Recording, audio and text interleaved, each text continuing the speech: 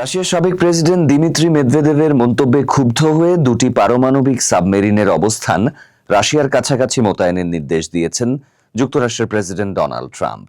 শুক্রবার 1 আগস্ট স্থানীয় সময় নিজের সামাজিক যোগাযোগ মাধ্যম ট্রুথ সোশ্যালে দেয়া এক পোস্টে তিনি এই তথ্য জানান। ট্রাম্প লিখেছেন, মেদভেদেভের অত্যন্ত উস্কানিমূলক বক্তব্যের জেরে এই পদক্ষেপ নেওয়া হয়েছে। তার ভাষায়, দুটি পারমাণবিক সাবমেরিনকে যথাযথ স্থানে অবস্থান নেয়ার নির্দেশ দিয়েছি। ওই ধরনের বোকামিপূর্ণ উত্তেজক মন্তব্য আরও বড় প্রতিক্রিয়ার জন্ম দিতে পারে।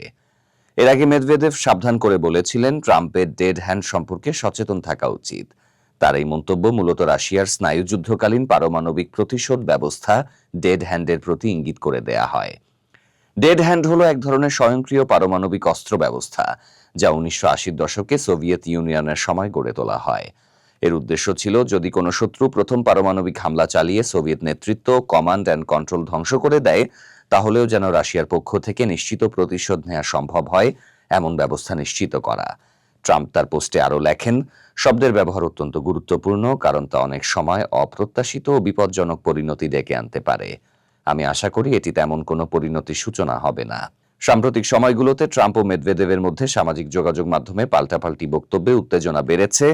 বর্তমানে মেদভেদেভ রাশিয়ার নিরাপত্তা পরিষদের ডেপুটি চেয়ারম্যান হিসেবে দায়িত্ব পালন করছেন এবং প্রেসিডেন্ট ভ্লাদিমির পুতিনের ঘনিষ্ঠ উপদেষ্টাদের একজন হিসেবে বিবেচিত।